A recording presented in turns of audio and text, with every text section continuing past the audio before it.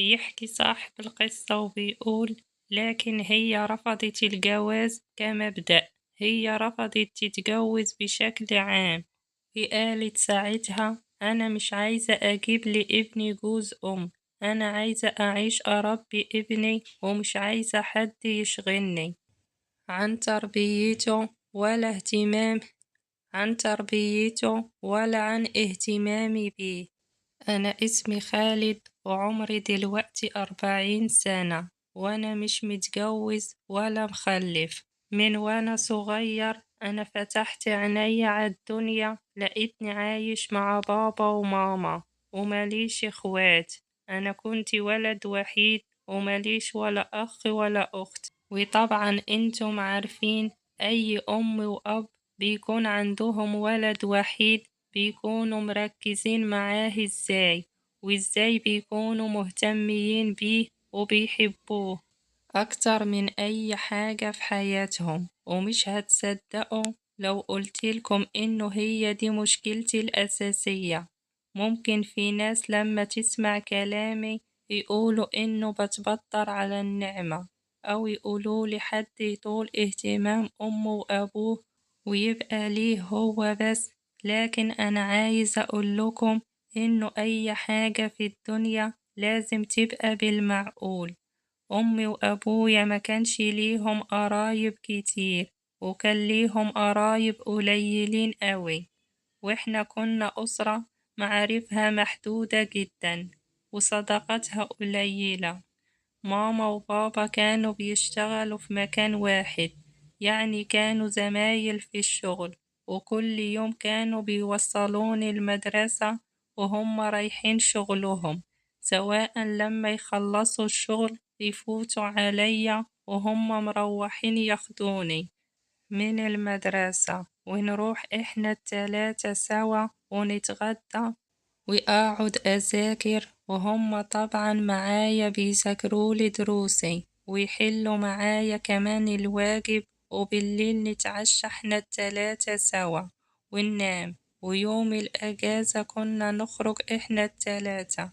من أول اليوم كنا بنروح النادي وبنقضي اليوم هناك، وفضلنا على كده سنين.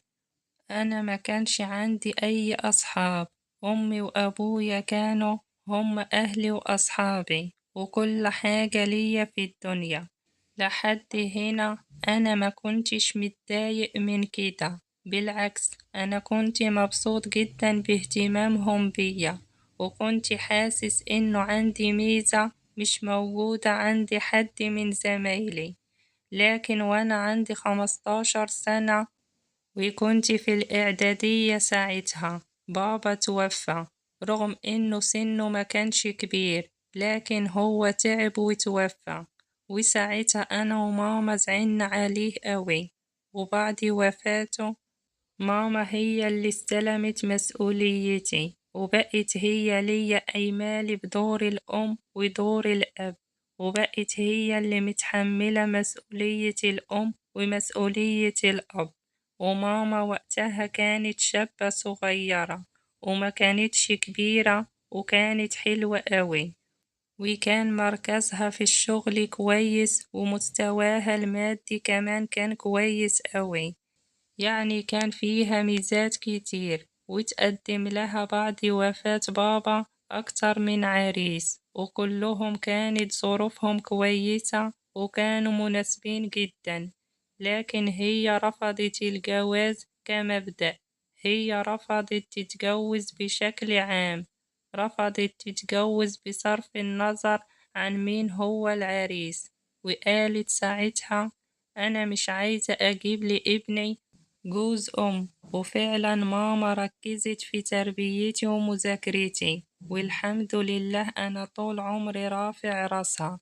أنا كنت على طول متفوق في دراستي، وبقت هي اللي بتوصلني المدرسة وتجيبني منها حتى وأنا في الثانوي، ولحد الثانوية العامة كانت هي اللي بتذاكر لي. أنا كنت مقدر جدا كل التعب اللي هي بتتعبوا عشاني، وكنت مقدر برضه إنها قضت سنين شبابها في تربيتي وإنها رفضت تتجوز عشان تربيني، وأنا كنت كمان متفوق رياضيا وبدخل بطولات رياضية وباخد جوايز، وكل ده طبعا كان بتشجيع منها. ولما وصلت للثانوية العامة نجحت بتفوق وطلعت من الأوائل، والحمد لله دخلت كلية من كليات القمة. وهي ساعتها كانت فرحانة بيا قوي، وكانت فرحتها بيا ما تتوصفش. أنا أمي نعمة كبيرة قوي من ربنا في حياتي، ربنا يخليها لي. أنا وأمي كنا أصدقاء، وكنت بحكي لها على كل حاجة، وخلصت الكلية واشتغلت، وكنت برضو بحكي لها على كل حاجة في الشغل. وأنا ما كانش ليا أي أصدقاء غيرها. وبعد ما اشتغلت بفترة اتعرفت على واحدة زميلتي في الشغل وأعجبت بيها، وهي برضو كانت معجبة بيا. بدأت أفكر إني أتقدم لها عشان أتجوزها، لأنها كانت مناسبة ليا، يعني كان في بينا اهتمامات مشتركة. ووقتها رحت حكيت لأمي على زميلتي، حكيت لها كل حاجة أعرفها عن زميلتي، وطلبت منها إنها تشوف زميلتي وتتعرف عليها. وفعلا عزمنا زميلتي تتغدى معانا يوم في النادي، وجت ساعتها هي ومامتها واتغدوا معانا واتعرفوا على ماما. وبعد ما مشيوا سألت ماما عن رأيها في العروسة، قلت لها يا ماما ايه رأيك فيها؟ لقيت ماما مش عاجباها العروسة خالص، وبتقولي إنها مش مرتاحة لها، وفضلت تقولي بقى إنها مش حلوة ومش مريحة. وبصراحة كلامها كان ليه تأثير كبير جدا عليا. وبعد ما أخدت وقتي وفكرت، وكنت طبعا متأثر جدا بكلام أمي، وصرفت النظر عن الموضوع ده كان أول مرة يحصل، لكن ما كانش المرة الأخيرة. الموقف ده اتكرر كتير قوي مع أكتر من عروسة، وكل مرة أنا كنت بسمع كلامها وبصرف النظر عن العروسة وعن الموضوع. وجريت بيا السنين لحد ما بقى عمري 40 سنة، وكنت لسه عايش مع أمي، ولا اتجوزت ولا خلفت. ولحد دلوقتي كل ما أشوف واحدة عشان أتقدم لها وأتجوزها، أمي لازم تعمل شويتين بتوعها عشان يعني الجوازة ما تتمش. ومن فترة اتقابلت مع واحد كان زميل ليا في المدرسة، وتواصلت معاه، وهو دخلني جروب على الواتساب كانوا فيه زمايلنا اللي في المدرسة، واتعرفت عليهم وشفت أخبارهم إيه، وعرفت إن هم كلهم اتجوزوا وعندهم ولاد في الثانوية وممكن اللي في الجامعة. كمان حسيت ساعتها إنه العمر جرى بيا وإني كبرت، وإن المفروض كنت أبقى زي أي واحد فيهم، عندي أسرة وزوجة وأولاد. وفعلا أنا بدأت أحزن على نفسي، وخصوصا وأنا عندي 40 سنة بقيت فرصتي في الجواز أقل من الأول.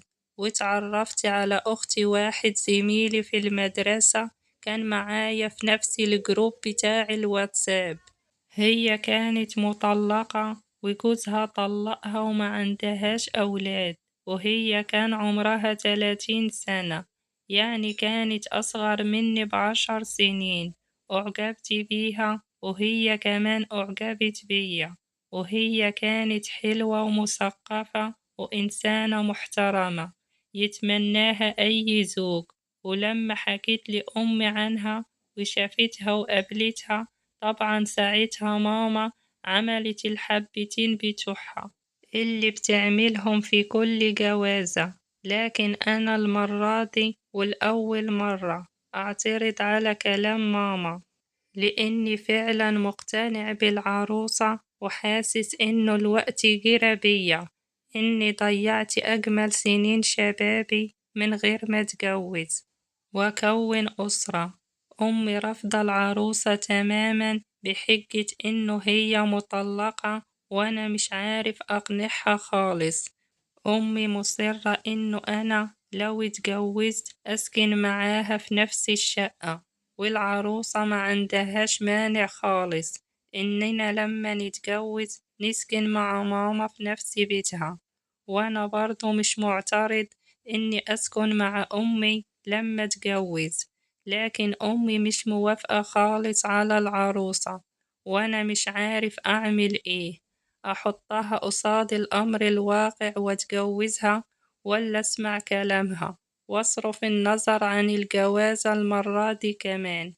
أنا بجد محتار ومش عارف أعمل إيه، وأنا ما عادش ينفع أستنى أكتر من كده لأنه العمر بيجري بيا، وأنا وصلت ل40 سنة وفرصتي في الجواز بقت قليلة جدا، وأنا عايز أكون أسرة ويكون عندي أولاد. وبصراحة مش عارف أقنع أمي بموضوع العروسة دي.